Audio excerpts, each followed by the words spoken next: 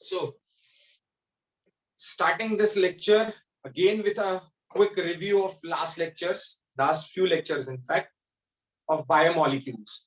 Biomolecules are those molecules that perform metabolism in living system. Agree? Yes, sir. Perfect.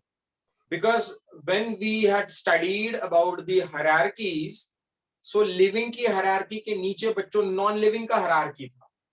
उस non living की hierarchy का top point जो था वो cell के नीचे यानी compound and complex, which was formed of molecules, that was forms of element, that was forms of atoms, that was composed of electron, proton and neutron. So right from electron, proton, neutron to compound and complex like lipid and protein that forms a cell membrane or a cell, तो वो living का part वहां से start होता था. तो उसके नीचे का तमाम hierarchy which was actually the hierarchy of non-living one, हमें ये समझना था कि वो मॉलिक्यूल्स क्या हैं जो खुद नॉन लिविंग होकर किसी सेल को लिविंग बनाते हैं. तो वो है मेटाबॉलिज्म. और साइंस का ऐसा अप्रोच, साइंस की वो branch that deals with this physiochemical aspect of biological cell. Repeating my statement, this physiochemical approach of like biomolecules, atoms, molecules, lipid, protein, and their analysis, quantitative, qualitative, and whatnot. This physiochemical approach to living system or to biology is known as reductionist biology. समझदार बच्चों ने note कर लिया होगा. क्या कहा statement मैंने? क्या कहा स्टेटमेंट मैंने?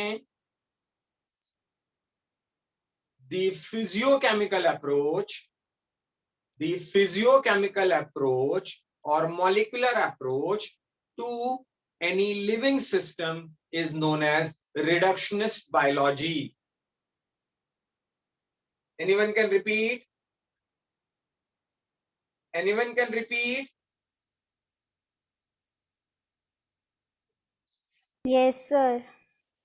अरे तो बोलिए. Physiochemical approach to living system is called reductionist biology. Okay, कौन बोला? मृदुला कौन बोला? अरे ठीक बोला. कौन बोला भाई? मृदुला सर. मृदुला. तो मैडम मृदुला, आपने ये जो बोला, क्या ये आपको एनसीईआरटी में कहीं मिला? नो. बस तो फिर यही हम लोगों ने गलती की. आप लोग एनसीईआरटी का पहला पेज निकालिए जहां पर सेल बायोलॉजी स्टार्ट होती है. I think, let me check my NCERT.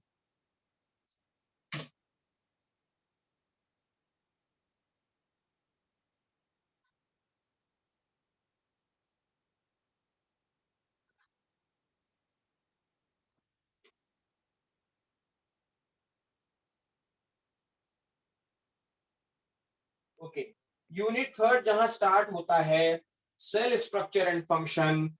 क्या आपके पास वो पेज है? Yes sir. परफेक्ट.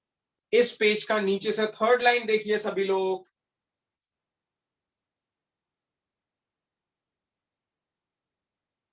पढ़िए जरा Mridula madam. Sir, I am not having that page. Don't have. Anyone have?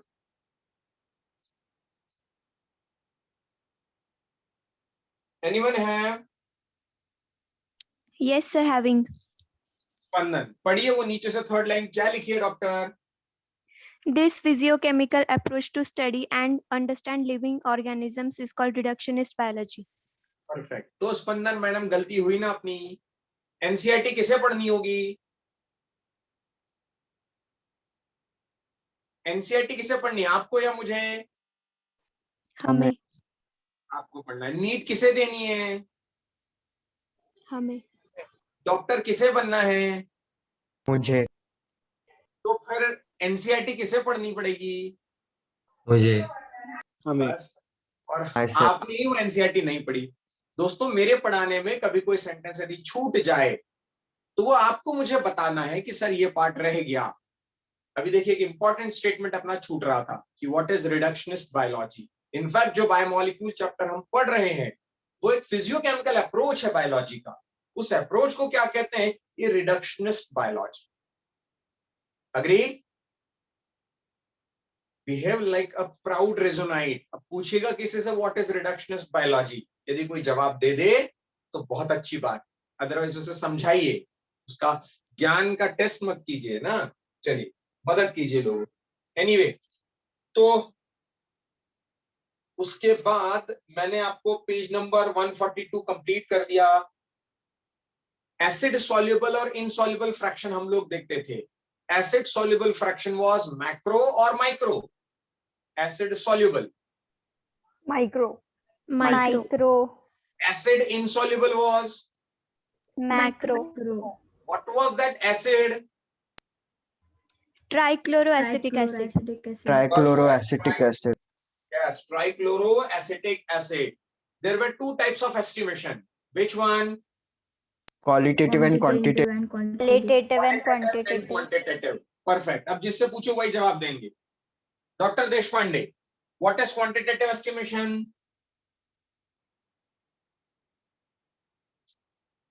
नहीं पता। Doctor Shewale, Aditya Shewale, what is Yes. quantitative estimation? इसमें account check करना होता है। Doctor Aditya Patil, what is qualitative estimation? Sir वहाँ पे प्रेजेंस और एब्सेंस रहते हैं। परफेक्ट, चलेगा। मुझे यदि मलेरिया का टेस्ट करने जाना,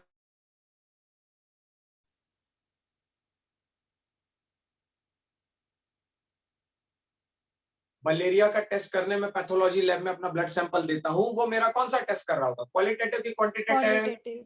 Qualitative, because you want to know that Qualitative. whether you have malaria or not. Yes, I want to know not I am malaria or not. I want to know whether this plasmodium infection is in my body or not. Okay? चलिए. Anyway, the things will remain same. Okay, amino acids. Amino acids are Jupiter ions. Anyone can tell me why?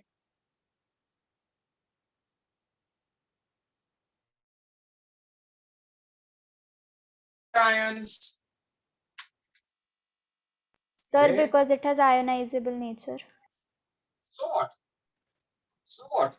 Because it has no net charge. जोर से बोलिए. Because it has?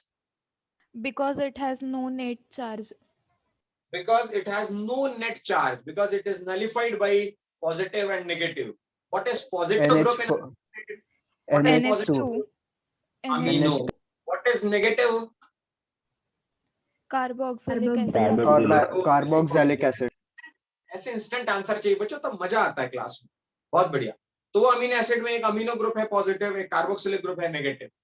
इन ऐसे ही दूसरे amino acid के बीच में, या चलिए छोड़िए, पहले अमीनो एसिड की बात करते हैं। तो अमीनो एसिड में ये जो दो ग्रुप हैं, इनके बेस पर तीन टाइप के अमीनो एसिड, या तो कार्बोक्सिलिक ज्यादा होगा, तो कौन सा amino acid? Glutamic. Acidic acid, मतलब एसिडिक बोल रहा हूँ, acidic amino acid, that is glutamic acid. बहुत बढ़िया। कौन बोला? Spandan. स्पंदन। एक होता है बेसिक अमीनो एसिड, जिसमें कौन सा ग्रुप ज्यादा होगा? NH2. Lysine. Amino Lysine. acid. Lysine. बहुत बढ़िया, very nice. One is neutral amino acid which has no net charge, ना ज्यादा एसिडिक और ना बेसिक। परफेक्ट। चलिए, ऐसे अमीनो एसिड जब एक दूसरे से मिलते हैं तो एक बड़ा पॉलीमर बनाते हैं। What is that polymer? Protein. Protein. घबराइए मत, बिंदास बोलिए, बिंदास बोलिए। What is that polymer? Protein. Protein. Protein. The chemical name of protein is? The chemical name of protein? Tetrapeptide. ओहो, पॉलीपेप्टाइड। प्रोटीन का अनदर नेम दोस्तों polypeptide. Why it is called polypeptide? Why it is called polypeptide? Because there are so many amino acids joined together by A which peptide bond. Peptide bond. Peptide bond. So it is called one peptide, two peptide, three peptide, four peptide, polypeptide. So the chemical name of protein is polypeptide because there are so many amino acid residues linked together by which bond? Peptide bond. Peptide bond. Peptide bond. The peptide bond formation is known as which type of synthesis? Dehydration. Dehydration synthesis. Why it is called dehydration synthesis? Because it is losing Due to loss of water water. molecule. Loss of Yes, water due molecule. to loss of a water molecule. Perfect. This water molecule is released or lost by the combination of which two groups? Carboxylic Carboxylic and acid. Perfect. Amino group. Carboxylic. Perfect. Very nice. Carboxylic group of one amino acid and amino group of next amino acid. Then it binds together by a bond known as peptide bond. Then one water molecule released. So it is called as dehydration synthesis. Perfect. So the question is, if there are 5 water molecules are releasing, सोचिएगा ध्यान से. If there are 6 water molecules are releasing, what should be the name of the chain?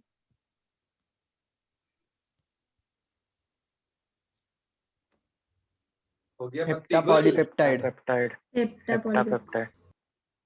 If 5 water molecules are released, then the name of the polypeptide will be. सोच के answer दीजिए. Easy है. Polypeptide. Hexapeptide. Perfect. कौन बोला? Sir. Laranya. कौन बोला?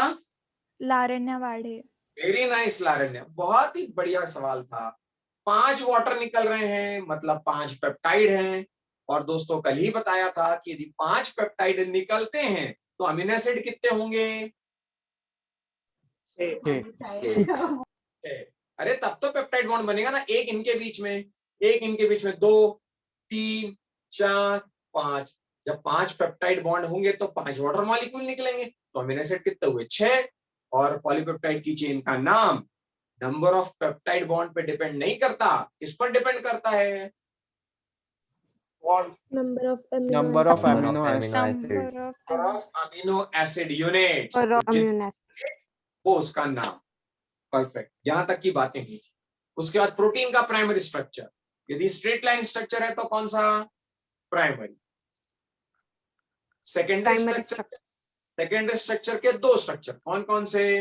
Alpha helix and beta alpha helix. helix and beta perfect. Tertiary में कुछ नए बॉन्ड्स और बनते हैं. सेकेंडरी में एक था हाइड्रोजन बॉन्ड ना, एक्स्ट्रा. पेप्टाइड के अलावा एक्स्ट्रा था हाइड्रोजन बॉन्ड. टर्शरी में बहुत सारे नए बॉन्ड्स आ जाते हैं. What are those bonds? Van der Waals sulfuric bridge. Disulfide bridge. Disulfide bonds, hydrophobic. ionic bond. Perfect. Perfect. One is hydrogen में. पेप्टाइड तो है ही. Hydrogen bond, ionic bond, van der Waals interaction, disulphide bridges, hydrophobic bonds and what not. क्वाड्रेन में तो और ज्यादा हो जा रहे होंगे. but the most of the proteins are in nature are in which structure? Tertiary. Tertiary. Tertiary. And the order of stability is what? 4, 3, 2, 1. Perfect. 4, 3, 2, 1 are stability. The most to least. Most stable is 4, 3, 2 and then 1. Very nice. So now, confidence बढ़ रहा है थोड़ा कि नहीं बढ़ रहा है? Yes, sir. Yes, sir. Yes, sir. बच्चों कॉन्फिडेंस और बढ़ सकता है. मैं यकीन मानिए कॉन्फिडेंस और बढ़ सकता है यदि आप रीडिंग प्रॉपर शुरू कर देना. जितना मैं नोट्स लिखा रहा हूं वो और एनसीईआरटी की रीडिंग यदि आप करने लगे तो आपके इंस्टेंट आंसर निकलेंगे. यूं इंस्टेंट. और आपको जब क्वेश्चन पेपर में आप क्वेश्चन देखोगे, बी रेडी. थर्ड संडे पे टेस्ट होने वाला है. थर्ड संडे पे टेस्ट होने वाला है. यानी 10th की आपकी बैच स्टार्ट हुई है. तो 9, 7, 16, 7, 23 23 तारीख वाले संडे में, यानी आज कितनी तारीख है? ओ 23 नहीं, 23 नहीं, 30th. क्योंकि आपका 10 से बैच शुरू हुआ है ना. तो पहला संडे हुआ आपका 16, दूसरा हुआ 23 और थर्ड हुआ 30th मई को टेस्ट होगा जिसके सारे नंबर पेरेंट्स के साथ शेयर किए जाएंगे और पीटीएम ली जाएगी. तो 30th मई के लिए जी जान लगा दीजिए. आपके जीवन के नीट का पहला टेस्ट पेपर है. है ना। तो 30th मई को आपका टेस्ट पेपर होगा जिसका सिलेबस होगा जहां तक पढ़ा दिया गया है वहां तक का सिलेबस में आएगा। परफेक्ट, यानी लिविंग वर्ल्ड आएगा, बायोमोलिक्यूल पूरा आएगा क्योंकि बायोमोलिक्यूल तब तक खत्म हो चुका होगा। परफेक्ट, चलिए वो Yes, sir. ऑनलाइन प्लेटफॉर्म पर होगा, आप ऑनलाइन यूज अटेम्प्ट करेंगे, इंस्टेंट समय आपको दिया जाएगा, तुरंत एनालिसिस आएगा, फिर आपके मार्क लिस्ट आपके ग्रुप पर, एमबी ग्रुप पर अपलोड कर दी जाएगी जिसे सारे पेरेंट्स देख पाएंगे, समझ पाएंगे। Okay, so be prepared for this. चलिए, so next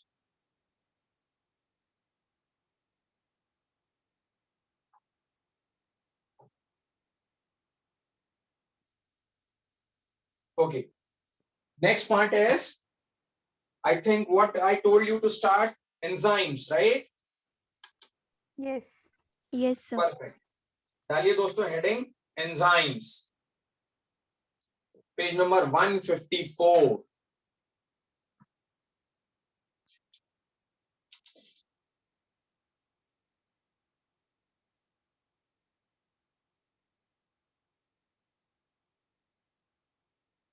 Visibility is clear?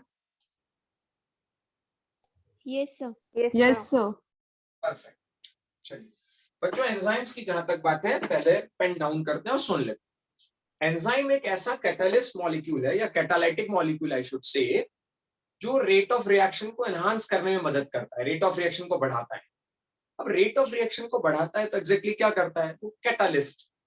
तो यूजुअली नेचर में कैटालिस्ट जो है वो दो टाइप के होते हैं, एक होता है दोस्तों ऑर्गेनिक कैटालिस्ट और एक होता है inorganic catalyst. Enzymes are categorised as organic catalyst. Enzymes are categorised as organic catalyst. ये जो ऑर्गेनिक कैटालिस्ट होते हैं ये बॉडी में यानी ऑर्गेनिजम्स में उसके बॉडी टेम्परेचर तक ही काम कर सकते हैं। लाइक आप मुझसे पूछो तो अपनी बॉडी का टेम्परेचर क्या होता है maximum, anyone? 37 degree Celsius. 37 degree. Perfect, very nice. और मैं इसे फ़ारेनहाइट में पूछूं तो 98.8 फ़ारेनहाइट। वेरी नाइस, अराउंड 98 ना, यानी ये फ़ारेनहाइट हो गया और ये डिग्री सेंटीग्रेड हो गया 37। तो बच्चों एंजाइम जो काम करता है वो 37 डिग्री तक ही काम करेगा ना, उसके बाहर कैसे काम कर सकता है? जब वो बायोलॉजिकल सिस्टम में रोल प्ले कर रहा है, वो बायोलॉजिकल सिस्टम में फंक्शनल है, तो वो 37 के ऊपर कैसे काम कर सकता है? तो जो ऑर्गेनिक कैटालिस्ट होते हैं यूजुअली उनके टेम्परेचर की सर्वाइवल रेंज बड़ी कम होती है, लेकिन जो इनऑर्गेनिक कैटालिस्ट होते हैं वो एक्सट्रीम एनवायरनमेंट तक सर्वाइव कर सकते हैं, एक्सट्रीम टेम्परेचर वो टॉलरेट कर सकते हैं। तो पहली चीज तो जो मैंने अभी आपको बताई, दैट वाज, लिखना नहीं है तो सब मैं लिखा दूंगा। जो पहली चीज मैंने आपको बताई, हाँ बोलिए Sir, can organic catalyst work in a person who is having a high fever? और पूछा Vedant sir. वेदांत। वेदांत, इसीलिए तो सवाल भी सही है ना आपका, इसीलिए तो मैंने क्या कहा, यदि किसी को फीवर ज्यादा है तो उसकी तबीयत क्यों बिगड़ने लगती है? फीवर एक अलग बात है और तबीयत का बिगड़ना अलग बात। Fever is a good symptom कि आपकी बॉडी में कोई इंफेक्शन है। फीवर आपकी बॉडी का एक इंडिकेटिव पार्ट है, फीवर कोई बीमारी नहीं है। फीवर का आना मतलब बॉडी का टेम्परेचर रेज हो रहा है। अब बॉडी का टेम्परेचर यदि रेज हो रहा है मतलब आपकी बॉडी में कोई और ऑर्गेनिज्म भी है, कोई और बॉडी भी है जो आपको फीवर कॉज कर रही है। सिर्फ बॉडी नहीं, कुछ भी हो सकता है। बॉडी का टेम्परेचर यदि रेज हो रहा है तो कारण बहुत सारे हो सकते हैं, लेकिन इट्स अ गुड इंडिकेशन, आपकी बॉडी बता तो रही है आपको। अब आपने कहा कि सर क्या फीवर में एंजाइम काम करेगा? भाई क्यों करेगा? इसलिए तो जब फीवर आता है आपकी बॉडी डल होने लगती है, क्योंकि मेटाबॉलिक रिएक्शन वैसी नहीं हो रही है, क्योंकि ऑर्गेनिक कैटालिस्ट वैसा काम नहीं कर रहा है, क्योंकि एंजाइम्स प्रॉपर फंक्शंस नहीं कर रहे हैं। Doctor Vedant, agree? Yes sir, thank you. Perfect. So ये तो बात क्लियर हो गई कि एंजाइम जो है वो ऑर्गेनिक कैटालिस्ट है, और लिखना नहीं है, अभी सब समझ दूंगा। फंक्शनल एट कंपैरेटिवली लो लो तो नहीं लिखना चाहिए, तो आपको माइनस में लगने लगेगा वो। एट क्या लिखूंगा ये ऐसे, ठीक है, लो टेम्परेचर, गलत मत समझिएगा उसको, है ना। Low temperature then what?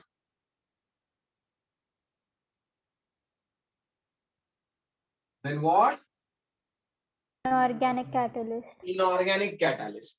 तो ये मैंने लो लिखने का मतलब ऐसा नहीं कि वो ठंड में काम करते हैं, 37 डिग्री भी बहुत होता है, but as compare to inorganic catalyst वो कम टेम्परेचर पे। लेकिन नीट ये थोड़ी पूछेगा जो लिखा हुआ है एनसीईआरटी, वो तो वो पूछेगा जो इसके पीछे नहीं लिखा हुआ है, जो हम प्राउड रेजोनाइट्स जान पा रहे हैं। और वो क्या कि एक्सेप्शन क्या है, एक्सेप्शन राइबोजाइम और nucleic acid. No no, Thermus aqueous polymerase. कौन बोला? Mridula Gaidhani. Mridula. There is an enzyme known as बच्चों Taq polymerase. There is an enzyme known as Taq polymerase.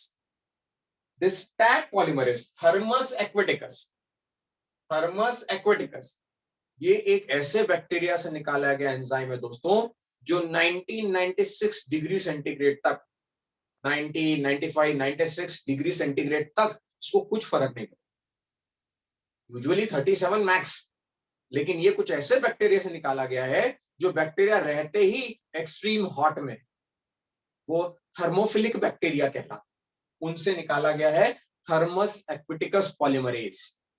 तो ये एक ऐसा एक्सेप्शन है जो 12th में समझ में आएगा कितनी काम की चीज। ये ना होती तो क्या ही होता, अपने लिए कह रहा हूं मैं, लेकिन वो 12th में थोड़ा सस्पेंस बाकी रखना पड़ेगा। थर्मस एक्विटिकस पॉलीमरेज, ये टैग पॉलीमरेज काम आएगा आपको 12th की क्लासेस में। तो ये ऐसा ऑर्गेनिक कैटालिस्ट एंजाइम है जो हायर टेम्परेचर पर सरवाइव कर सकता है at 90 to 94 degree centigrade. Perfect, note करने का जरूरत नहीं है, दिमाग में नोट कीजिए, क्योंकि लेमार्क साहब ने कहा था ना, लेमार्क की थ्योरी पढ़ी आप लोगों ने? अरे 10th में लेमार्क और डार्विन की थ्योरी पढ़ी है? Yes sir. परफेक्ट। लेमार्क की एक थ्योरी थी, डॉक्टर वर्गीस, याद है क्या कुछ? नहीं सर। तनुजा, तन्मय, सृजन, साक्षी, पूरा भाई, पलक मैडम, कहाँ थी कल आप? सर वो पावर कट हो गए थे इसलिए। अरे वो पावर के कट होने को क्या ही कर लिया, आपको कैसे कट कर दिया? पावर कट सर होने से वाईफाई है ना घर पे। डेटा से काम चला लेती है। एनीवेज, लेमार्क साहब कहते हैं दोस्तों, the organ which will be use will continuously improve or develops, and the organ which will not be in use will gradually reduce and ultimately eliminate. मैं किसकी बात कर रहा हूं? Brain. Brain. The organ which will be in use will gradually develops. Yes, The sir. organ which will not be in use will gradually reduce and ultimately eliminated. आने वाली 2-4 पीढ़ियों बाद ऐसा ना हो कि दिमाग खाली डब्बा रह जाए। सो उसका जितना तुम इस्तेमाल करोगे, आने वाली जनरेशन उसका और ज्यादा इस्तेमाल करेंगी। तो जिराफ की हाई नेक की तरह वो नेक हाई नेक होती जाएगी, ब्रेन इंप्रूव होता जाएगा। इसलिए लिखने पर ध्यान देने के बजाय, क्योंकि एग्जाम हॉल में दोस्तों आपकी कॉपी नहीं जानी है, एग्जाम हॉल में क्या जाना है? ब्रेन। ब्रेन। Brain. आप किसको ले जाना चाहते हो? इसको ले जाना चाहते हो कि चिट ले जाना चाहते हो? ब्रेन। Brain. ब्रेन। Brain. तो अभी किसमें डालना ज्यादा अच्छा है, ब्रेन में कि कॉपी में? ब्रेन में। Brain में. ब्रेन में। ब्रेन। इसलिए ब्रेन में डालते हैं कि एंजाइम जो है वो ऑर्गेनिक कैटालिस्ट होते हैं, ये यूजुअली लो टेम्परेचर पर काम करते हैं एज कंपेयर टू इनऑर्गेनिक। लेकिन एक एक्सेप्शन है टैग पॉलीमरेज। यानी अब सारी बातें मैं करूंगा केवल एंजाइम बेस्ड, क्योंकि हमें इनऑर्गेनिक कैटालिस्ट नहीं पढ़ना, हमें ऑर्गेनिक कैटालिस्ट ही पढ़ना है, हमें एंजाइम्स। ओके, तो एंजाइम्स को कितने पॉइंट्स में हम लोग पढ़ेंगे? एंजाइम्स को पढ़ेंगे सबसे पहले हम एंजाइम कैरेक्टर्स या फीचर्स, फिर पढ़ेंगे हम Enzyme Enzyme. structure. Enzyme action, ठीक है, पहले पढ़ लेंगे एंजाइम स्ट्रक्चर, ठीक है, एंजाइम स्ट्रक्चर, फिर क्या पढ़ेंगे? एंजाइम एक्शन यानी मैकेनिज्म, फिर क्या पढ़ेंगे हम लोग? फेंट दिख रहा है क्या बच्चों? बहुत हल्का दिख रहा है क्या? Yes, sir. थोड़ा सा डार्क लिखता हूँ। फिर हम लोग पढ़ेंगे, अब थोड़ा बेटर है। Okay, enzyme classification. फिर पढ़ेंगे enzyme Factors affecting enzyme. Nomenclature. और फिर पढ़ेंगे factors affecting enzyme activity. Factors affecting enzyme activity. इतने पॉइंट्स हमें लिखने हैं, इसको लिख लिया जाए। इसको लिख लिया जाए, तब तक थोड़ा मैं इंक डाल लेता हूं एक पेन पे। Please note.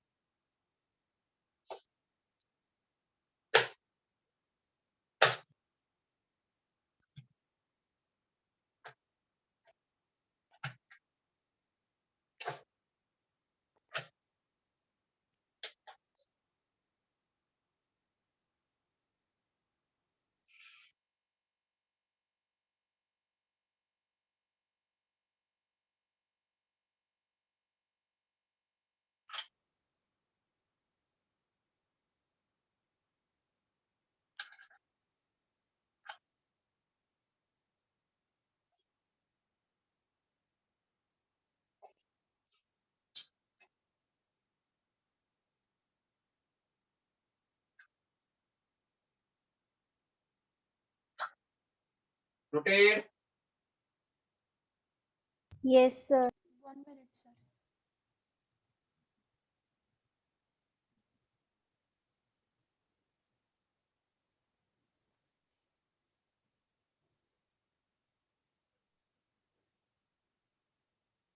Just wait.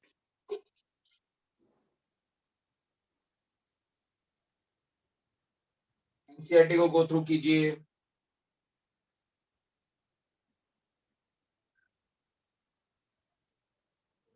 Okay, I am done with this.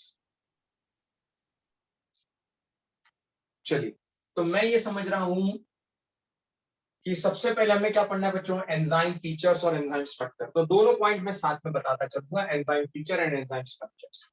In general मैं एक एंजाइम बनाता हूं, उसे ई का ही शेप देता हूं, like this. Suppose this is an enzyme molecule. ध्यान से सुनिएगा, pen down. This is an enzyme molecule. That enzyme molecule has like this enzyme molecule has some sites known as Active site. These are active sites. These are active sites. I hope pen अच्छे से दिख रहा है अब। Is it? Yes. Yes. Yes. Enzyme molecules पर बच्चों कुछ sites होती हैं। Those sites are called as active sites. Wherein a substrate molecule will bind.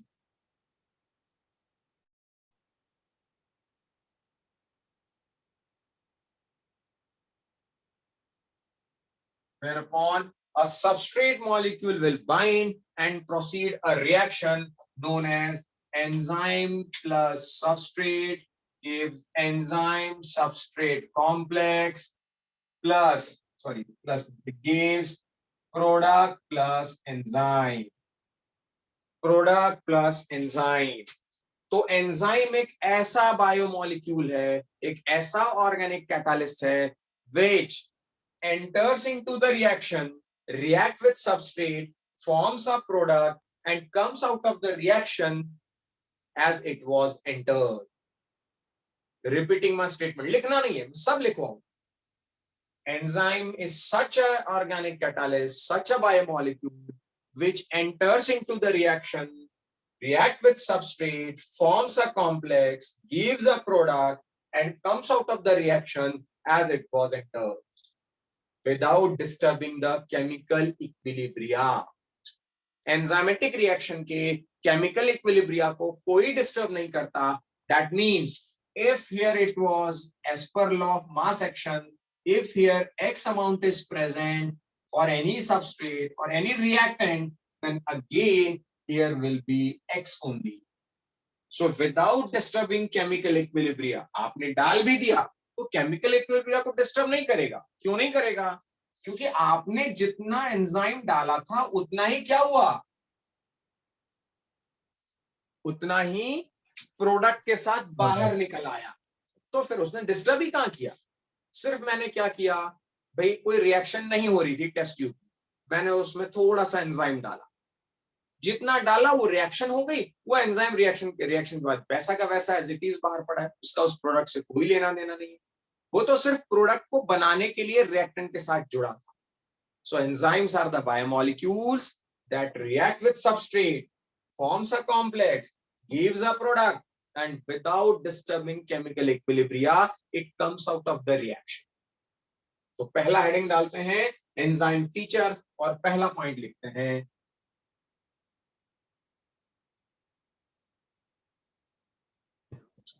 Feature number 1। मेरे साथ लिखते चलेंगे। Participate in reaction, participate in a reaction, RXN मतलब reaction, participate in a reaction and comes out of the reaction by forming a product, by forming a product. Understood? Understood? Yes, sir. Perfect. Thus, do not disturb what? Chemical What? equilibria. The chemical equilibrium. Do not disturb the chemical equilibrium. Noted? Srujan, Purav, Yes, sir. Laranya, Dr. Vanjara, Yes, sir. Gunjan, noted? Yes, sir. Perfect. चलिए, Utkarsha Mali, Tanuja Patil, noted? Yes, sir. Perfect perfect. चलिए आगे बढ़ते हैं। मैंने आपसे कहा enzyme के पास क्या होते हैं? Active sites. Active sites.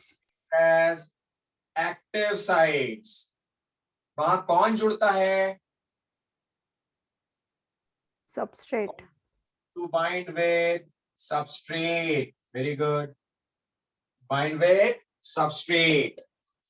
तो क्या सबस्ट्रेट उसके अलावा कहीं नहीं जुड़ सकता? जी हाँ, एक्टिव साइट के अलावा कहीं और नहीं जुड़ सकता। इसी एक्टिव साइट का एक और नाम होता है, कोई बताएगा?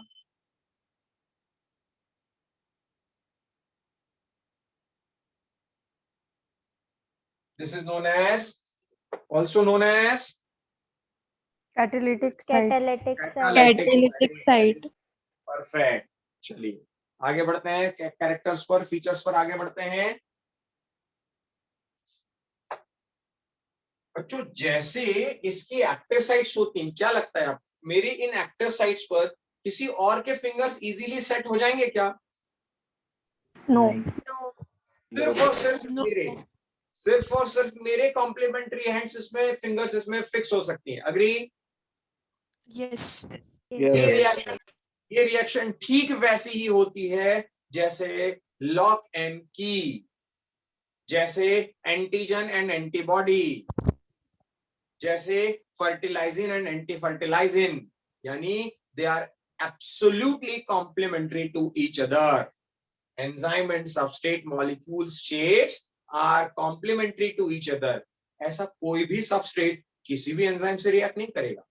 लाइक आप मुझसे पूछो कि सर प्रोटीएज एक एंजाइम है, ये प्रोटीएज किस पे काम करेगा? एनीवन? दोस्तों ये प्रोटीएज केवल प्रोटीन पे काम करेगा। आपने मुझसे पूछा यूरिएज, यूरिएज एंजाइम किस पे काम करेगा? केवल यूरिन पे काम करेगा। आपने मुझसे पूछा माल्टेज, ये कभी सुक्रोज पे काम नहीं करेगा, कभी लैक्टोज पे काम नहीं करेगा। माल्टेज केवल माल्टोज पे करेगा, लैक्टेज केवल लैक्टोज पे करेगा। ठीक है, got my point? Yes. Yes. Okay, यानी आपको यह समझना है दोस्तों कि जो भी एंजाइम हैं वो सबस्ट्रेट एक स्पेसिफिक सबस्ट्रेट से ही बाइंड होता है, इसलिए इसका एक बहुत बड़ा फीचर है, they are highly specific in nature, these are highly specific in nature.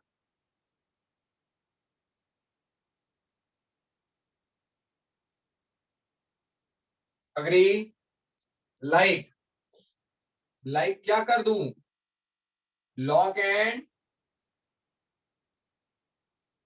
की। जैसे कोई भी चाबी से आप कोई भी ताला खोल लेते हैं क्या? No. No. यदि खोल लेते हो तो तुम उस्ताद हो फिर तो यार। यदि खोल लेते हो तो तुम तो उस्ताद हो पूरा भाई। खोल लेते हो क्या? नहीं सर। ओके। डॉक्टर दिशा सूर्यवंशी, आराध्या मैडम, ऐसा तो नहीं कि हेयर पिन से कोई भी ताले खोल लें आप? बड़ी बड़ी तिजोरी तो नहीं खोल लेते हैं? Sir I am boy. कौन? आराध्य। अच्छा आराध्य है, सॉरी मैं आराध्या समझा उसे। ओके आराध्य भाई, no problem. So these are highly specific in nature like lock and key. Perfect. अब जैसी एक्टिव साइट्स होती हैं दोस्तों, इन्हीं एक्टिव साइट्स के साथ साथ और भी कुछ साइट्स होती हैं जिसे कहते हैं regulatory sites. So it has, अब रिप्रेजेंटेशन के लिए मैं यहां पर बना देता हूं कुछ साइट्स। यहां मैंने बना दी कुछ साइट्स। इन साइट्स को मैंने रिप्रेजेंटेशन के लिए कह दिया, it has regulatory sites on which भाई अब कैटालिटिक साइट पर तो कौन जुड़ा था? एंजाइम। तो रेगुलेटरी साइट पर कोई तो जुड़ेगा। ऑन which इनहिबिटर और प्रमोटर, इनहिबिटर और प्रमोटर में बाइंड, जिस पर या तो इनहिबिटर या तो प्रमोटर बाइंड होगा। एंड क्या करेगा? यदि इनहिबिटर बाइंड हो गया तो रिएक्शन होने देगा क्या? नो। नहीं। Either decrease or increase the reaction। समझे क्या? समझे क्या दोस्तों? एंजाइम पर एक्टिव साइट्स हैं जिसे कैटालाइटिक साइट कहते हैं, जिस पर सबस्ट्रेट जुड़ता है, जिसका पूरा अधिकार है, वो कॉम्प्लेक्स बनाता है, वो प्रोडक्ट बनाता है, जो एंजाइम जैसा एंटर किया था वैसा बाहर आ जाए। That's it, without disturbing chemical equilibrium. पहली बात। दूसरी बात, इसके पास एक्टिव साइट्स होते हैं जिसे कैटालिटिक साइट कहते हैं, जिस पर सबस्ट्रेट बाइंड हो, और कोई भी सबस्ट्रेट किसी से भी बाइंड नहीं होगा, वो बड़ा स्पेसिफिक हो। चौथी बात कि इस पर, इन साइट्स पर या तो कुछ इनहिबिटर जुड़ेंगे जो रिएक्शन को रोकेंगे, या तो प्रमोटर जुड़ेंगे जो उसको रिएक्शन को बढ़ाएंगे। Perfect. Other than catalytic site, other than regulatory site, इसको नाम मैं दे देता हूं कौन सी साइट? Regulatory site.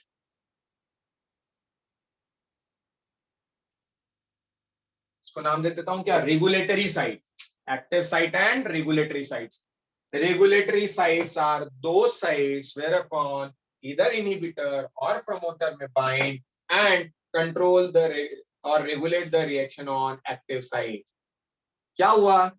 यहां पर बीच में एक इनहिबिटर आ गया जो यहां जुड़ा हुआ, ये पेन जो इनहिबिटर होगा, ये एक्टिव साइट, ये एक्टिव साइट पर नहीं जुड़ेंगे। एक्टिव साइट पे तो केवल सबस्ट्रेट जुड़े, लेकिन ये इनहिबिटर यहां जुड़ गया। अब ये इनहिबिटर जब यहां जुड़ गया तो इसने क्या किया? इस पर जो रिएक्शन हो रही थी पूरी हो ही नहीं पा रही ना, मेरा हाथ आगे बढ़ ही नहीं रहा, तो ये जुड़ा यहां और यहां की एक्टिविटी को कंट्रोल कर रहा है, जिससे ओवरऑल रिएक्शन कम हो गई, इनहिबिट हो गई, इसलिए उसको कह दिया गया inhibitor. Understood? Yes, sir. Sakshi? Yes, sir. Doctor Yes, Sakshi, doctor Spandan, agreed? Yes, sir. Yes, sir. Doctor Yogesh Chauhan, Utkarsha, Tanuja, Tanmay? Yes, sir. Perfect. Yes sir. Yes sir. बातें करते रहो बच्चों यार, सो नहीं जाओ तुम लोग कहीं, अब मुझे भी मत सोने दो, है ना?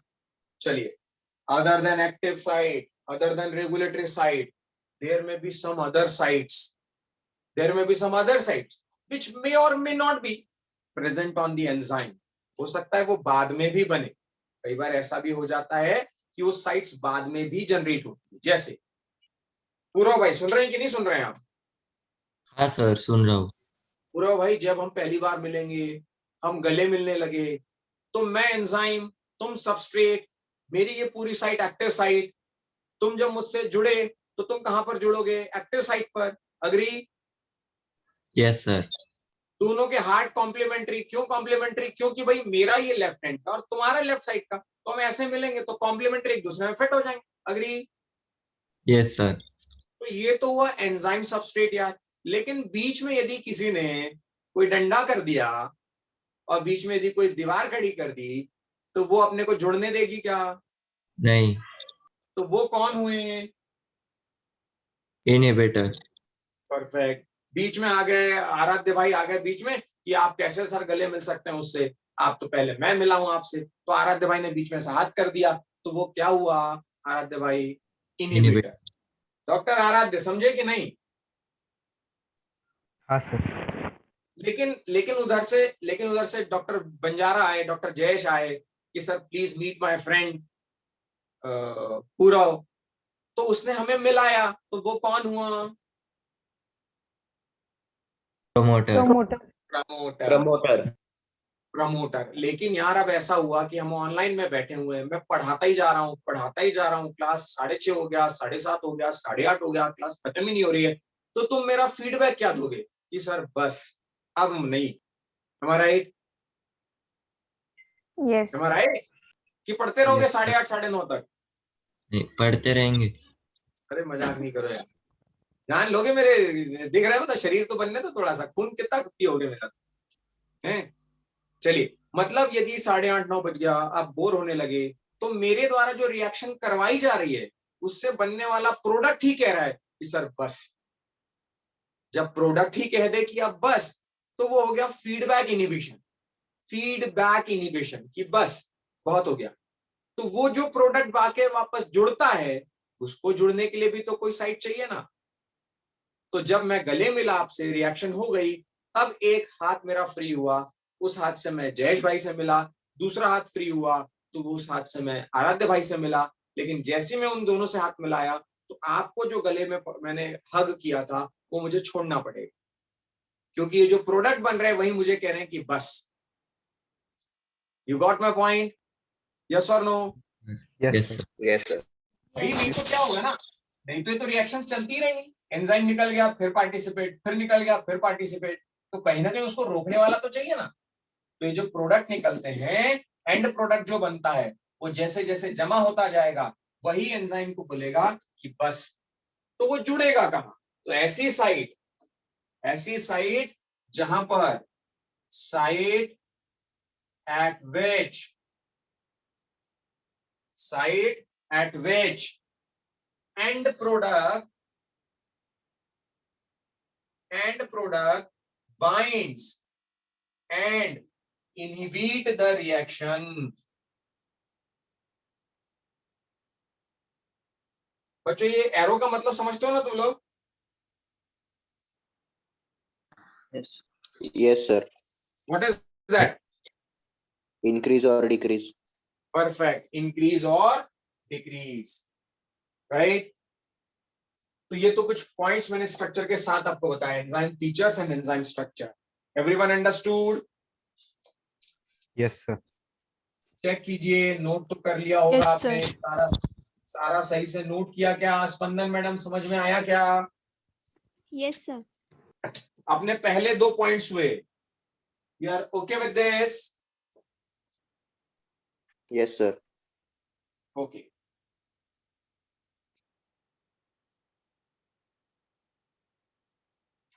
मैं इमेज शेयर कर देता हूं और इमेज शेयर करके फिर अगली स्टोरी पर पढ़ते हैं. Sir, हाँ बोलिए. the site set which end product binds and inhibit the reaction. इसका नाम है क्या? Not getting your voice properly. Sir, site set inhibit the reactions. अरे क्या ही कर रहा है? कितना ओहो, कितना साउंड कर्कश हो रहा है।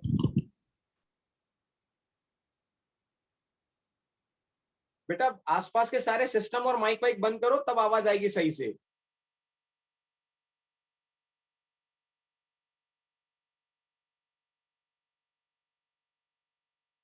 अब पूछो कौन क्या बोल रहा है।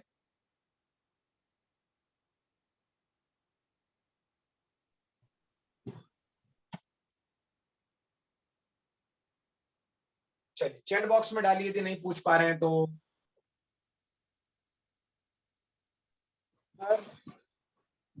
बोलिए बोलिए सर प्लीज रिपीट 6 पॉइंट। काव्य, कौन पूछा? काव्य पूछा। Yes sir. Kavya, site at which end product binds and inhibit the reaction. मैंने आपसे क्या कहा? एंजाइम सबस्ट्रेट जुड़ेंगे, कॉम्प्लेक्स बनाएगा, प्रोडक्ट बनेगा, एंजाइम बाहर। अब ये प्रोडक्ट इतना बना, इतना बना, इतना बना, इतना बना, बहुत ज्यादा हो गया। अब और रिएक्शन की जरूरत है क्या? नो। जब रिएक्शन की जरूरत है, रोकेगा कौन उसको? क्योंकि एंजाइम तो निकलता जा रहा है, वो फिर पार्टिसिपेट कर सकता है, वो फिर पार्टिसिपेट कर सकता है। उसे रोकेगा कौन? एंड प्रोडक्ट ही रोकेगा। Am I right? Yes Yes, sir. sir. वो एंड प्रोडक्ट इनहिबिशन, इसी को कहते हैं एंड प्रोडक्ट इनहिबिशन। और इसी का दूसरा नाम है दोस्तों एलोस्टेरिक इनहिबिशन। एलोस्टेरिक इनहिबिशन, जिसको हम कहते हैं end product inhibition.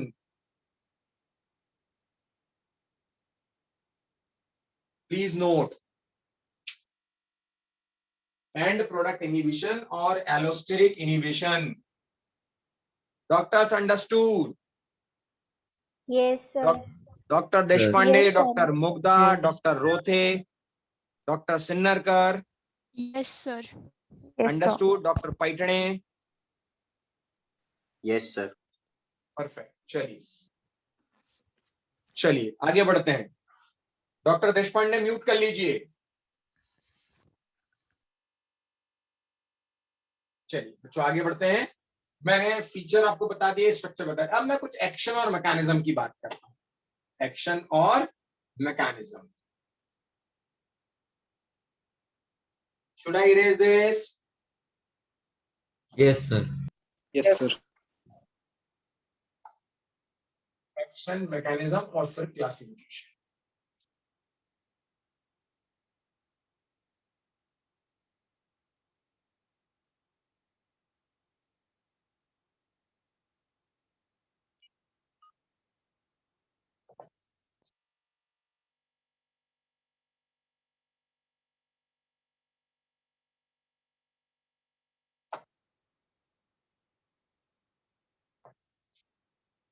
Okay, enzyme, action and mechanism. डालिए heading enzyme, action and mechanism. Doctor Sanjana, visibility is clear? I hope. Yes, sir. Perfect. If I am talking about action and mechanism, तो enzyme काम कैसे करता है? बहुत बढ़िया से simple से ग्राफ से उस चीज को समझ कि एंजाइम काम कैसे करता है। हम क्यों ऐसा कहते हैं कि they enhance the reaction? Definition wise, definition लिख देता हूं। एंजाइम enhance the rate of reaction without disturbing what? Chemical What? What? Chemical Chemical equilibrium. equilibrium. Chemical equilibrium. And by lowering down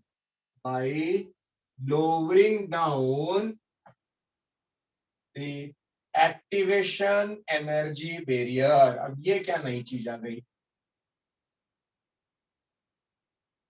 वही बताने के लिए मैंने मैकेनिज्म बताना है आपको कि ये तो आधी लाइन तो समझ में आ गई, विदाउट डिस्टर्बिंग केमिकल इक्विलिब्रियम। अब वो मैकेनिज्म एक्शन कैसे करता है जिसकी वजह से रेट ऑफ रिएक्शन बढ़ जाता है? ऐसा क्या हो जाता है?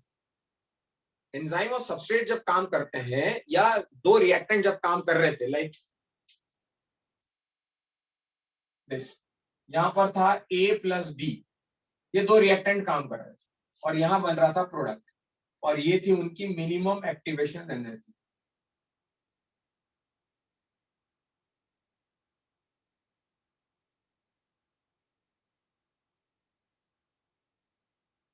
ये था उनका minimum activation energy barrier.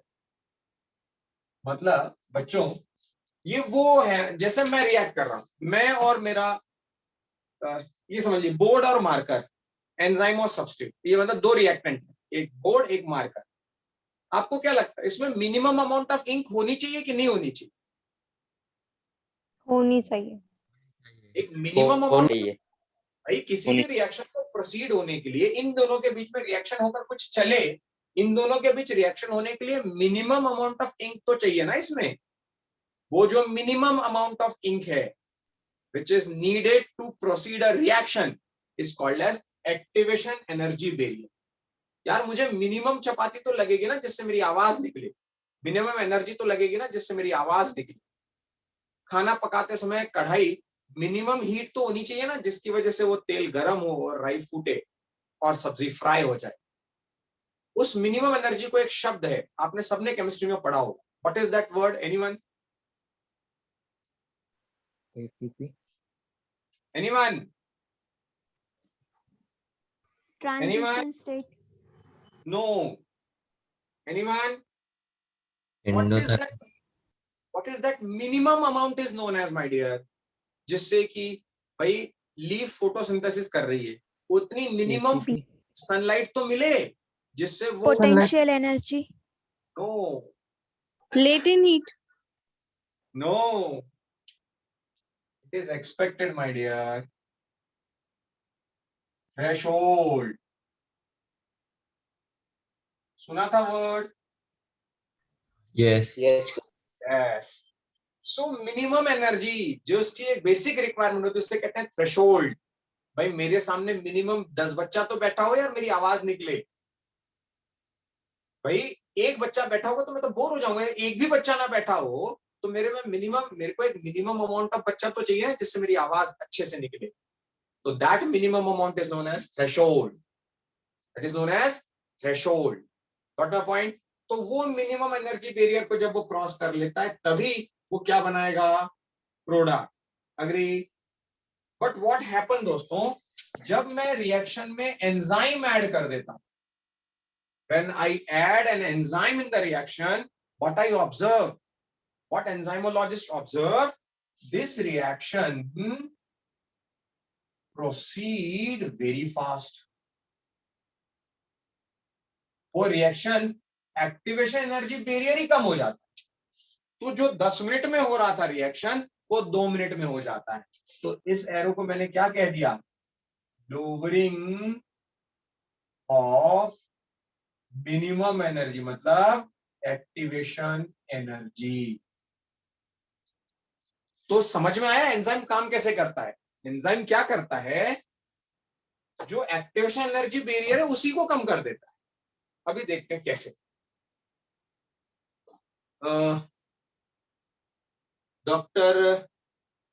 Doctor Patil, Aditya Patil,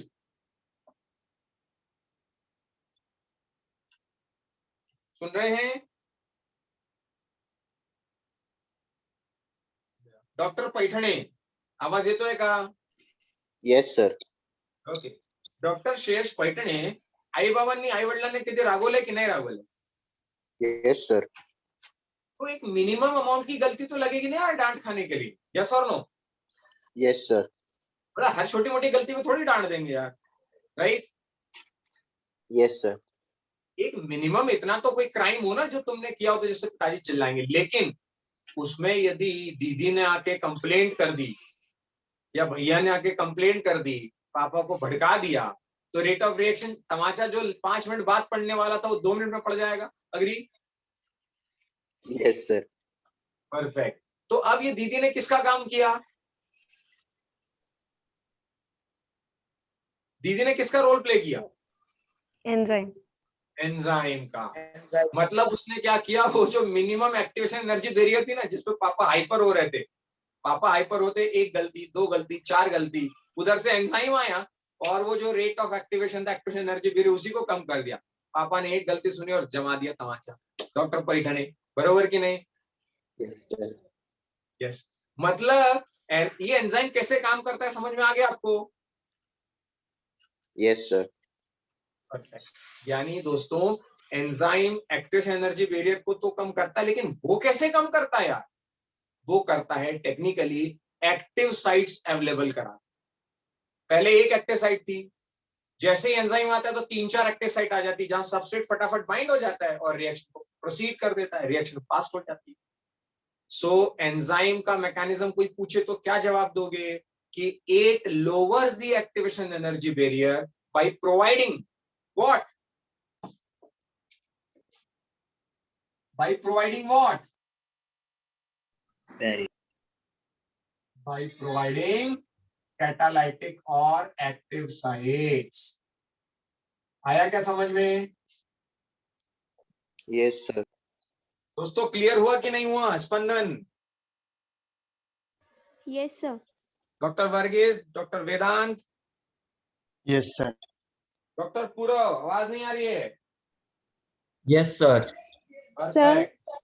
जी बोलिए। सर नहीं हुआ क्लियर। अरे क्या क्लियर नहीं हुआ दिशा? सर वो एक्टिवेशन एनर्जी बैरियर वाला। अरे मुझे ये बताइए, कैसे मैं समझाऊं? किसी भी काम को करने के लिए आपको सुबह सुबह कितने बजे उठती है दिशा? सर 7 बजे। 7। वो तो सबके सामने 7 बोलिए, नहीं तो 7:30 और 8 भी बज जाते हैं, हमारा राइट? तो दोस्तों ये अब रैन कहां जो सोवत है, और जो सोवत है सो कोवत है। वक्त है इसका सोना बना लो या सोने में गुजार दो, चॉइस आपकी है। क्योंकि ये वक्त चाहे तो इंसान को सरताज बना दे और नहीं तो दाने दाने को मोहताज बना दे। सोच लो अब।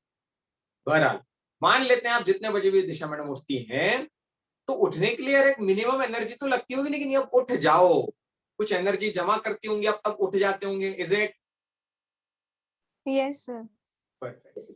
अब उसमें यदि आकर पिताजी या मम्मी आई और कोई न्यूज सुना दी ऐसी उल्टी सीधी, या पानी डाल दिया, या तमाचा जड़ दिया, तो इसका मतलब क्या हुआ? कि वो रेट फास्ट हो गया आपका। अग्री? Yes sir. आप एकदम से उठ के बैठ जाएंगे आप, यस और नो? Yes sir. तो आपकी एक्टिवेशन एनर्जी बैरियर ही कम हो गया ना। पहले 2 बार बोलते थे, 10 बार बोलते थे उठ जाओ उठ जाओ उठ जाओ, तो उठ ही नहीं रहा है। अब कुछ ऐसी बात बता दी तो आदमी 2 बार में उठ जाओ बोला और आदमी उठ के बैठ गया। तो आपकी एक्टिवेशन एनर्जी बैरियर को कम कर दिया ना मैंने। Is it? Is it? Yes sir. Yes sir. आपकी मम्मी ने बोला उठो जल्दी, पाठक सर आ गए। एक बार में उठ जाओगे कि नहीं उठोगे? सर उठ जाऊंगी। उठ जाओगे। अब वो जो आप 10 बार में नहीं उठ रहे थे, वो एक बार में उठ गए, तो एक्टिव एनर्जी बैरियर कम आ गया। यस और नो? यस। तो वो जो एक्टिव एनर्जी बैरियर नीचे आ गया, वो किस वजह से आता है? क्योंकि सबस्ट्रेट जो जुड़ना चाहता है एंजाइम के आते से ही, एंजाइम के आते से ही, वो जो पाठक सर आए, एंजाइम के आते से ही कुछ एक्टिव साइट्स एक्टिवेट हो जाती है, जहां सबस्ट्रेट फटाफट बाइंड होता है। Got my point? Yes sir. Perfect. Disha madam, तो सुबह कितने बजे उठना है अपने को?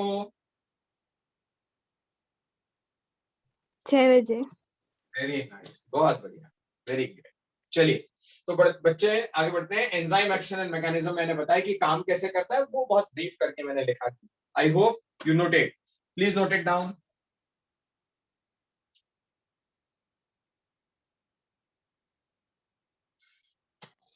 Doctor Varghese, you understood?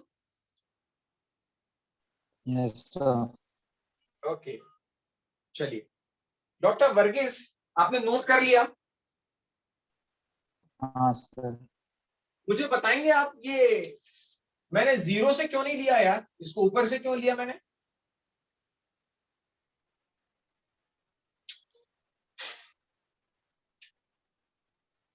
बोलो।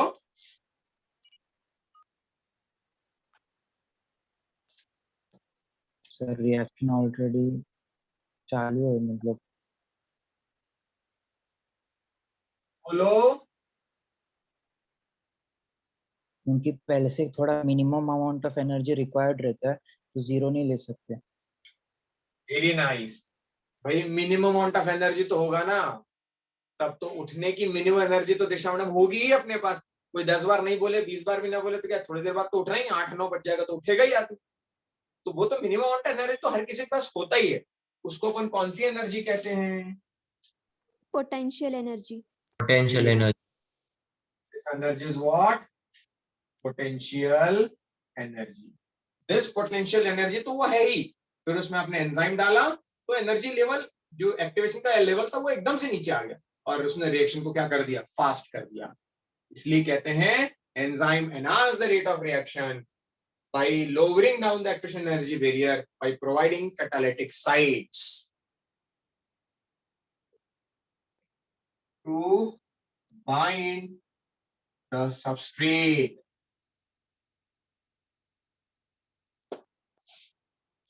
परफेक्ट। अब आपको मजे की बात बताऊं दोस्तों, आपको भी लगेगा सर क्या ही मजाक कर रहे हो। Do you know we have RBC in our blood cells? Agree? Yes. Yes, sir. Yes. RBC के साथ एक और सेल होती है डब्ल्यूबीसी, और एक और होती है platelets. Perfect.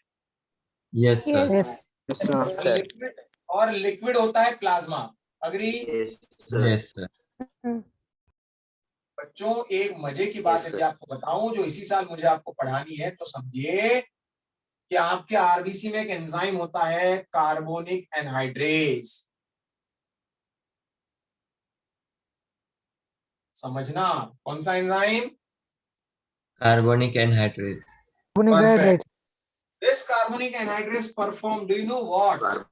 It reacts, it helps in reaction of H2 and CO2. In the presence of carbonic anhydrase, it forms carbonic acid. It forms carbonic acid. तो दोस्तों यदि मैं कार्बोनिक एनहाइड्रेज ना लगाऊं ना, यदि कार्बोनिक एनहाइड्रेज में ना लगाऊं, तो डेटा कहता है कि 1 घंटे में 200 molecule, 200 molecules converts in H2CO3 in 1 hour. 1 hour.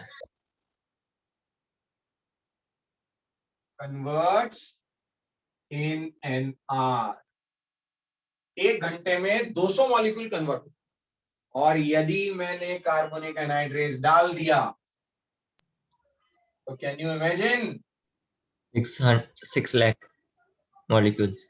600,000 molecules in Every not in second. hour, in a second। है ना गजब? लय भारी है दोस्तों एकदम। ये बात कैसे भारी है यार? 200 मॉलिक्यूल 1 घंटे में और 600,000 मॉलिक्यूल 1 सेकेंड में। समझ रहे हो एंजाइम क्या काम कर सकता है? मतलब समझ रहे हो दिशा मैडम, पाठक सर यदि आ जाए तो किस स्पीड से काम हो सकता है? Yes. समझ में आ गई बात, है ना? और समझ रहे हो पैटर्ने साहब, दीदी ने यदि एक कुछ खबर कर दी तो किस झन्नाटे से, किस इंटेंसिटी से पढ़ सकता है। समझ रहे हो? Yes, sir. यस। तो भैया गलती करो ही ना, काहे को एंजाइम को मौका दो जबर शेप बिगाड़ने के लिए अपना, है ना?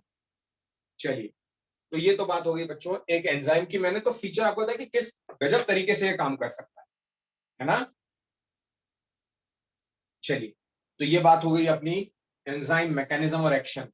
अब नेक्स्ट पॉइंट क्या था मुझे बताएंगे? Enzyme classification. परफेक्ट, क्लासिफिकेशन और नॉमेनक्लेचर, राइट?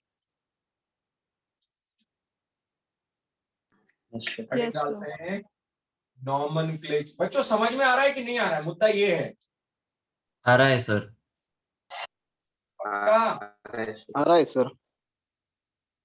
भैया आ रहा है तो मैं नंबर पूछूंगा अभी 10 में से कितने नंबर दिए जा रहे हैं मुझे, है ना? मेरे नंबर मत काट लेना यार। डॉक्टर विधि,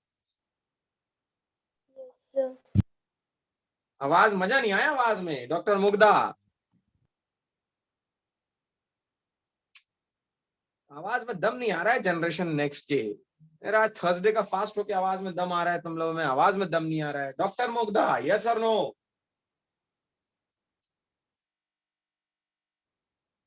गायब हो गए क्या तुम लोग? अच्छा, कोई बात। Nomenclature and classification.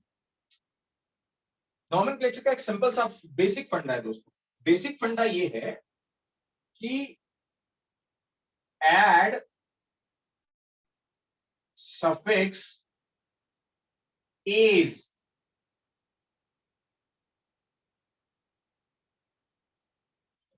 in the name of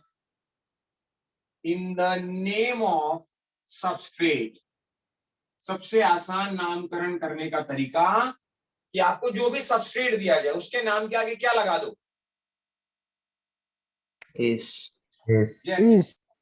जैसे एक मैंने सबस्ट्रेट दिया माल्टोज, इसका एंजाइम इस पर कौन काम करेगा? माल्टोज। मैंने आपको दिया यूरिया,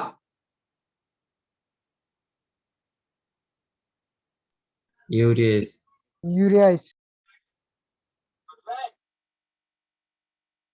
मैंने आपको दिया कोई रेडॉक्स रिएक्शन जिसमें रिडक्शन भी है ऑक्सीडेशन भी है, तो इसको कौन काम करेगा? Oxido reductase. मैंने आपको दिया सपोज सेल्यूलोज, कौन काम करेगा? टेज। मैंने सपोज आपको दिया काइटिन, क्या करेगा? काइटिनेज। कुछ समझे? Yes sir. Yes sir. Simple है बच्चों, कोई बहुत भारी काम नहीं है। क्लासिफिकेशन की बात करते हैं, इसमें तो कोई बहुत तकलीफ ही नहीं। मतलब ये तो बहुत बेसिक और पुराना ट्रेडिशन है कि जो भी कुछ नाम नहीं पता तो जो सबस्टेट है उसके नाम के आगे लगा दो एज।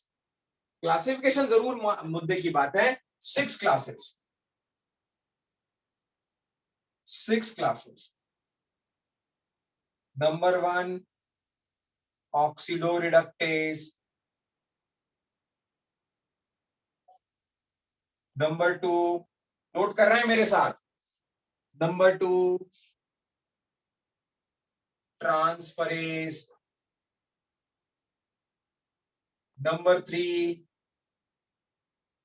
हाइड्रोलेजेस, नंबर 4 लाइजेजेस,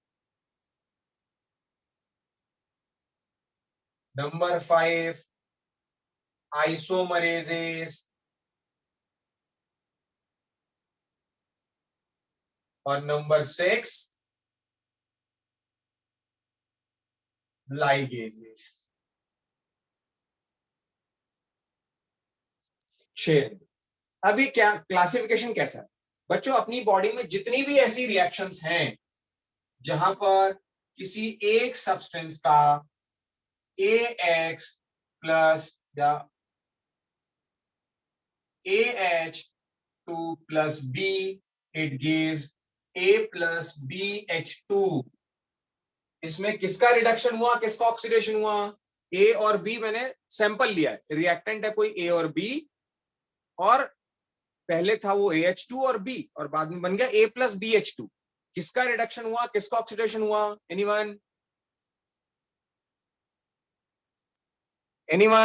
A का रिडक्शन हुआ कि ऑक्सीडेशन, और B का रिडक्शन हुआ कि ऑक्सीडेशन? A का ऑक्सीडेशन और B का रिडक्शन। B का ऑक्सीडेशन। B का रिडक्शन बेटा। जिसने भी बोला B का रिडक्शन, ध्यान रखिए, जब भी हाइड्रोजन किसी से जुड़ता है उसका होता है रिडक्शन, और जब भी हाइड्रोजन किसी से निकलता है तो उसका होता है ऑक्सीडेशन। General basis. तो ऐसी न जाने कितनी रिएक्शंस बॉडी में हो रही होंगी यार। एक से हाइड्रोजन निकल के दूसरे पे बाइंड हो रहा होगा। ऐसी तमाम रिएक्शन में जितने भी एंजाइम्स लग रहे होंगे उन सब की एक क्लास कौन सी?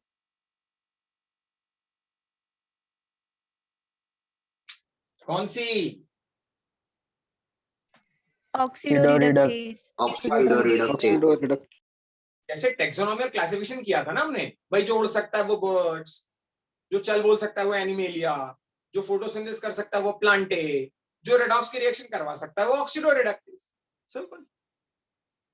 ट्रांसफरेज, जब भी कोई रिएक्शंस ऐसी हो रही हो जहां पर कोई एक सब्सटेंस का कोई फंक्शनल ग्रुप, एक्स मतलब हैलाइड, क्लोराइड, ब्रोमाइड, फ्लोराइड, कोई हैलोजन ग्रुप एक रिएक्टेंट से निकलकर दूसरे में बाइंड हो जाए, तो ऐसे किसी ग्रुप ट्रांसफर की रिएक्शन को जितने भी एंजाइम्स काम कर रहे होंगे उनकी क्लास कौन सी?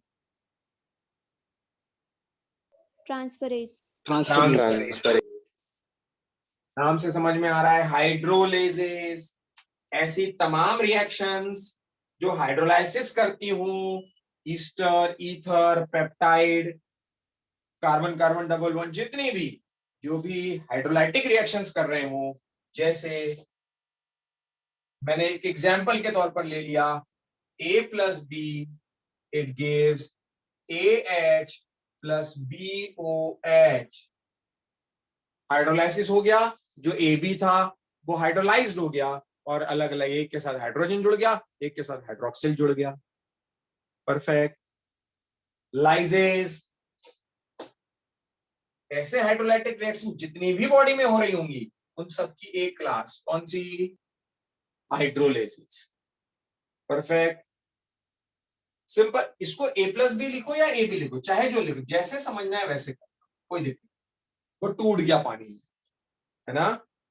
लाइजेस सिंपल है यार, कोई यदि कहीं पर डबल बॉन्ड टूट रहा हो और सिंगल प्रोडक्ट अलग अलग बन रहे हो, A डबल बॉन्ड B को तोड़ दिया जाए तो जितने भी ऐसी ब्रेकिंग डाउन एक्टिविटी होंगी, लाइटिक एक्टिविटी होंगी, all those are categorised in one class, this is लाइजेजेस।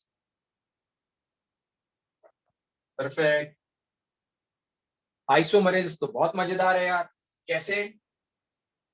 इधर पे था ग्लूकोज, उधर पे बन गया फ्रुक्टोज, दोनों एक दूसरे के कैसे हो गए? आइसोमर। पहले था ए डैश, सॉरी ए, अब बन गया ए डबल डैश, और रिवर्सिबल रिएक्शन। रिवर्सिबल रिएक्शन, कभी ए का ए डैश बन जाता है, कभी ए डैश का ए, आइसोमर बन जाते हैं एक दूसरे के। ऐसे जितने भी एंजाइम जो ऐसी रिएक्शंस को करवा रहे होंगे उनका कौन सा क्लास? आइसोमेरेसिस। परफेक्ट। और लाइजेस का उल्टा दोस्तों, लाइगेज, इधर पे आपने डबल बॉन्ड को तोड़ के बनाया था, इधर पे आपको जोड़ना है, तो A प्लस B, इसको जोड़ दिया आपने तो ये बन गया AB, या A डबल बॉन्ड B। आया क्या समझ में? Yes sir. परफेक्ट। चेक करो दोस्तों, और कुछ समझ में ना आ रहा हो तो मुझे बताओ तुरंत।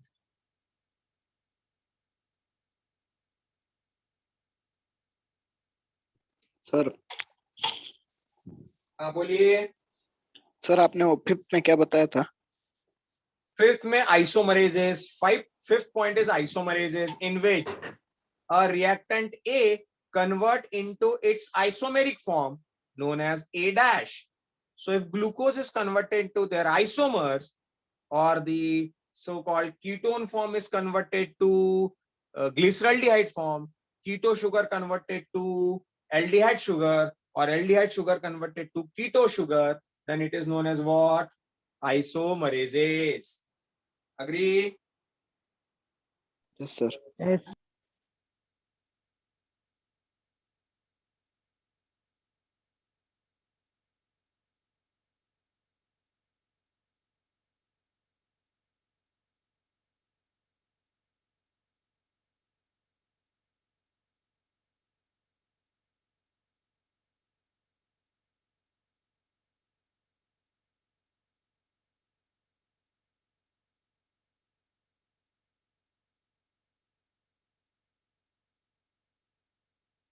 Noted?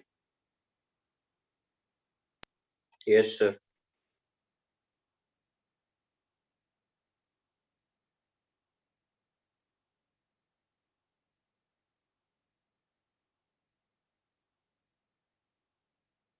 कोई डाउट देखिए?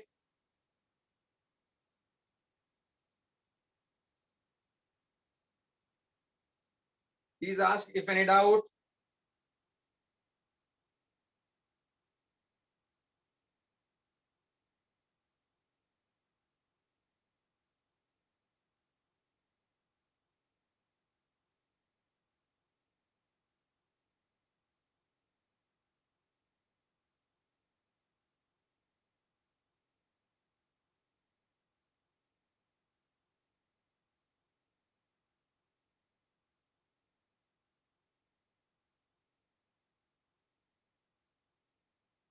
Any doubt, doctors?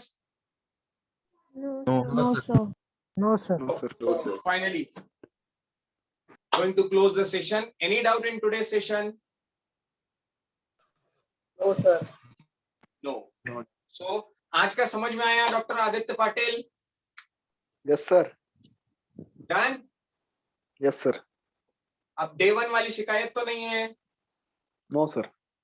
परफेक्ट. अब कितने नंबर दोगे? Total, sir. अरे वेरी गुड मेरी जान. क्या खाओगे बोलो? पार्टी कुछ मेरी नहीं तरफ सही से. है सर. तो तुम मुझे क्या दोगे बताओ? आप क्या मांगोगे सर? हम मांगेंगे व्हाइट एप्रन और गले में स्टेथोस्कोप. दोगे? ठीक है सर. पूरा ट्राई करेंगे. तुम मुझे व्हाइट एप्रन दो, मैं तुम्हें ज्ञान का भंडार देता हूँ. Thank done? You sir. Yes sir. चलो बहुत बढ़िया. पूरा भाई अग्री? हाँ सर, चलेगा. बहुत बढ़िया. चलिए बच्चों, so I going to close the session. It's already 6:40. इसके बाद हम लोग पढ़ेंगे factors affecting enzyme activity and then will switch to nucleic acid and lipid. जितने भी बायोमोलिक्यूल बचे, और 2 क्लास लगेगी बस, और टेस्ट के लिए तैयार रहेंगे आप. All the best. Going to close the session. Bye, sir. Sir, Bye, sir. Okay, bye Bye, sir. Bye bye. Bye, Bye, sir. everyone. Thank you, sir. Take care everyone. Bye sir.